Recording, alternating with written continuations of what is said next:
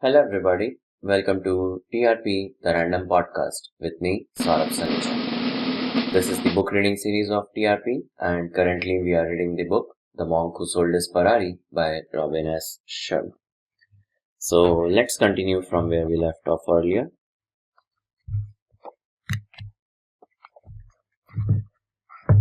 That brings me to another point. Don't let others steal your time. Be wary of time thieves. These are the people who always call on the phone just as you have put the kids to sleep and have settled into your favorite chair to read that thrilling novel you have heard so much about. These are the people who have a knack of dropping by your office just as you have found a few minutes in the midst of a hectic day to catch your breath and collect your thoughts. Does this sound familiar? As usual, Julian, you are right on the money. I guess I have always been too polite to ask them to leave or to keep my door shut. I confided. You must be ruthless with your time.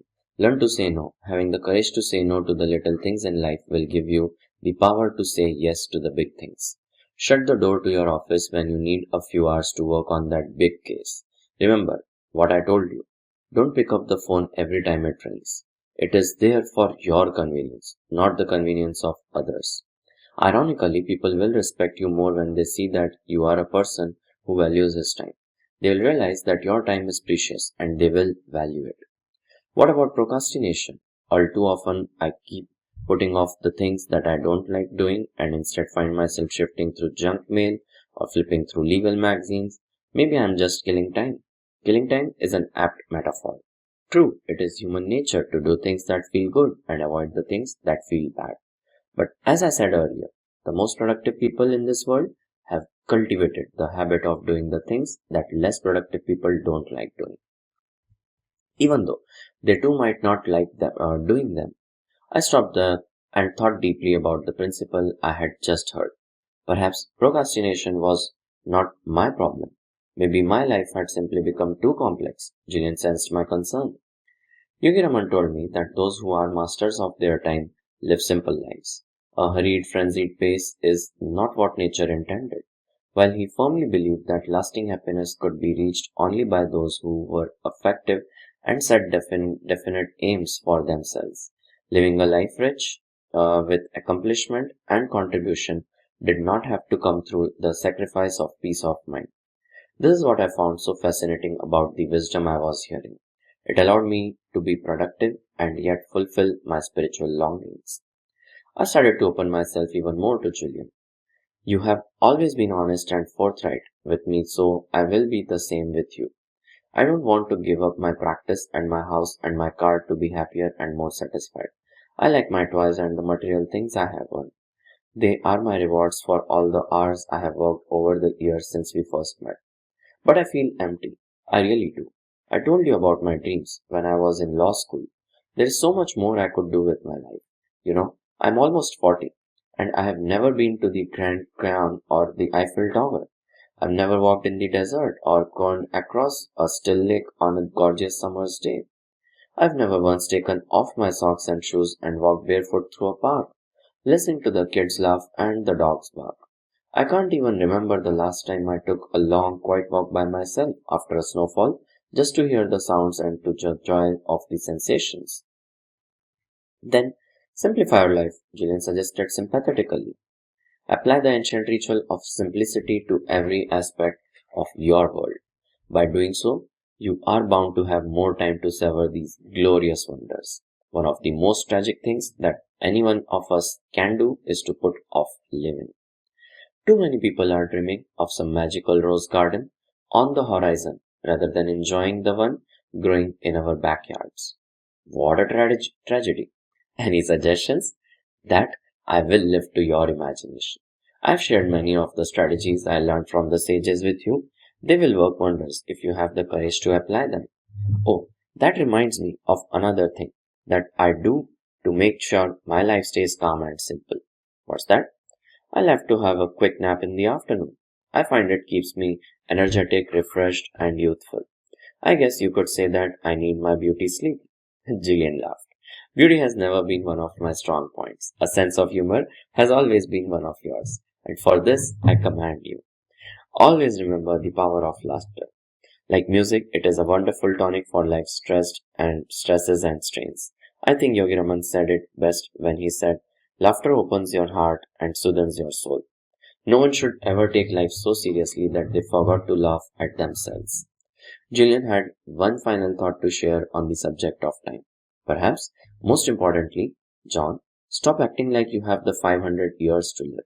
When brought that little hourglass to me, she offered same advice that I will never forget. What did she say? She told me that the best time to plant a tree was 40 years ago. The second best time is today. Don't waste even 1 minute of your day. Develop a deathbed mentality. I beg your pardon, I asked, struck by a graphic term Julian had employed. What is a deathbed mentality? It is a new way of looking at your life, a more empowering paradigm, if you will, one that reminds you that today could be your last, so savor it to the fullest. Sounds like a morbid, if you ask me. It makes me think about death. Actually, it's a philosophy about life. When you adopted that mentality, you live every day as if it was your last. Imagine waking up every day and asking yourself the simple question, what would I do today if it was my last? Then think about how you would treat your family, your colleagues, and even those who you don't know. Think about how productive and excited you would be to live every moment to the maximum. That bad question alone has the power to change your life. It will energize your days and bring a rush of zest and spirit to all that you do. You will start focusing on all the meaningful things that you have been putting off and stop squandering time on all those petty things that have dragged you down into a quagmire of crisis and chaos. Julian continued, push yourself to do more and to experience more. Harness your energy to start expanding your dreams. Yes, expand your dreams. Don't accept a life of mediocrity when you had such infinite potential within the fortress of your mind. Dare to tap into your greatness. This is your brightest birthright. Powerful stuff. Here's more. There's simply a remedy to break the spell of the frustration that plagues so many people. My cup is still empty, I said softly. Act as if failure is impossible and your success will be assured. Wipe out every thought of not achieving your objective, whether they are material or spiritual. Be brave and set no limits on the working of your imagination. Never be a prisoner of your past. Become the architect of your future. You will never be the same. As the city started to awaken and the morning grew into a full bloom, my ageless friend started to show the first sign of weariness after a night spent sharing his knowledge with an eager student. I had been astonished by Julian's stamina, his boundless energy, and this endless enthusiasm. He not only talked his talk, he walked his walk. We are moving to the end of Yogi Raman's magical fable and approaching the time when I must leave you. He said gently, I have much to do and many more people to meet. Are you going to tell your parents that you have returned home? I asked, my curiosity getting the better of me. Probably not, Julian replied. I'm so different from the Julian mental they knew. I don't think the same thoughts, I don't wear the same clothes, I don't do the same things. I am a fundamentally changed person. They wouldn't recognize me. You are really a new man, I agreed, chuckling inwardly as I pictured this mystical monk adorned in the traditional robes of Sivana stepping into the striking Ferrari of his former life. A new being is probably even more accurate. I don't see the distinction, I confessed. There is an ancient saying in India. We are not human beings having a spiritual experience. We are spiritual beings having a human experience. I now understand my role in the universe. I see what I am. I am no longer in the world. The world is in me. I'm going to have to chew on that for a while, I said in total honesty, not quite comprehending what Julian was talking about. Sure, I understand, my friend. A little time will come when you are clear on what I am saying. If you follow the principles I have revealed to you and apply the techniques I have offered, you will surely advance along the path of enlightenment. You will come to master the art of personal government. You will see your life for what it really is, a small blip on the canvas of eternity. And you will come to see clearly who you are and ultimate purpose of your life, which is to serve, of course. No matter how big a house you have or how slick your car you drive, the only thing you can take with you at the end of your life is your conscience. Listen to your conscience. Let it guide you. It knows what is right. It will tell you that your calling in life is ultimately selfless service to the others in some form or another. This is what my personal odyssey has taught me. Now, I have so many others to see, serve, and heal. My mission is to spread the ancient wisdom of the sages of Sivana to all those who need to hear it. This is my purpose. The fire of knowledge had kindled Julian's spirit. This was obvious, even to an unenlightened soul such as myself. He was so passionate, so committed, and so fervent about what he was saying that it was reflected even in his physical dimension. His transformation from a frail old litigator to a vital young Adonis was not bought by a simple change in his diet and a daily dose of some quick fix exercise plan. No, it was a far deeper panacea that Julian had stumbled upon high in those majestic mountains. He had found the secret that people through the ages have been searching for. It was more than the secret of youth, fulfillment, or even happiness.